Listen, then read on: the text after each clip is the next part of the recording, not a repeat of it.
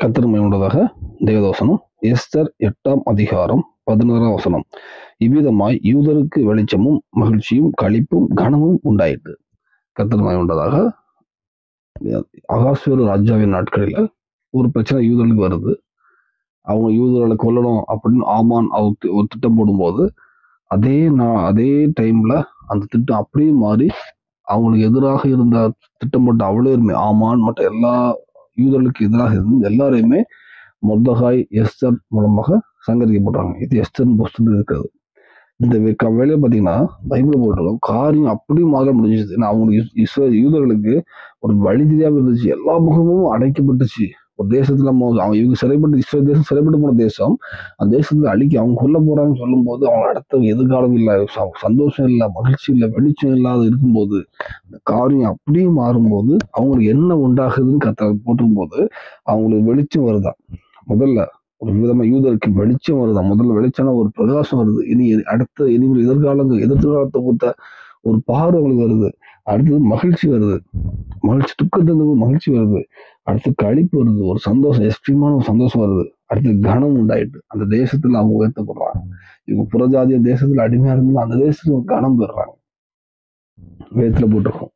இந்த வேலையிலுமே நம்ம வாழ்க்கையிலுமே நமக்கு அநேக நெருக்கத்துல இன்னைக்கு வேற விதத்துல நெருக்க போட்டிருப்பாங்க. அன்னைக்கு யூதர்கள் அந்த மாதிரி போட்டாங்கன்னா இன்னைக்கு வேற விதத்துல நெருக்க போட்டிருப்பாங்க. வாழவே முடியாது. நாளைக்கு தூங்கிட்டு இருப்பாங்க. நாளைக்கு காலத்தை எந்திக்கே விருப்பம் இல்லைன்னு இருக்கும். சூரியன் உதிக்கிறத பார்க்கக்கூடாது ஆண்டவரை. அவ்வளவு வேதனைகள் பட்டு எவ்வளவு இருப்பாங்க. வியாதி பொருளாதாரம் ஒவ்வொருத்தரும் கஷ்டம் ஒரு மாதிரி இருக்கும்.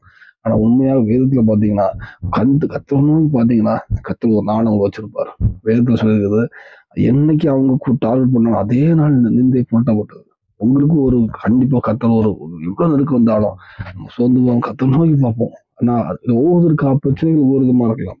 ஆனா கண்டிப்பா கத்தர் கிருபை செய்வார். அது நீங்க மாறும்போது உங்க லைஃப் எப்படி இருக்கும்னா ஒரு இருள் நீ அடுத்து வேலை கொடுத்த ஒரு நம்பிக்கை இல்லாம இருக்கும் போதும் உங்களுக்கு தேவன ஒரு வெளிச்சத்தை கொடுப்பார். நீங்க போக வேண்டிய பாதை வெளிச்சம். பகல்ல பிரயாணம் பண்ணது இருட்டுல பிரயாணம் வித்தியாசம் இருக்கலாம்.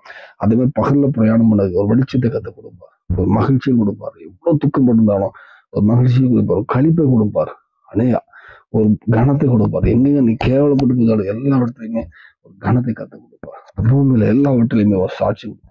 நம்ம செய்ய வேண்டியது அந்த யூத ஜனங்க அன்னைக்கு என்ன பண்ணாங்க, எல்லாரும் சேர்ந்து ஃபாஸ்டிங் இருந்து 3 நாள் உபவாசம் இருந்தாங்கன்னு வேதத்தில் இருக்கும். இந்த வேலையில நம்ம உபவாசம் நம்ம கத்துட்டு அர்ப்பணிச்சு நம்ம வாழ்க்கை சீர்படுத்துறது.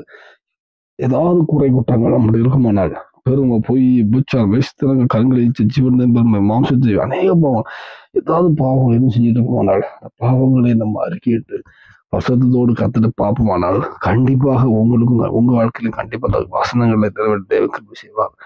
தேவன் அவங்களுக்கு இருக்கு அதே தேவன் நம்ம ஆராதிக்கிறோம். ஒரு செய்தி தருவார். அதுக்கு அர்ப்பணிப்போம். தேவன் கிருபை செய்வாராக. ஆமென்.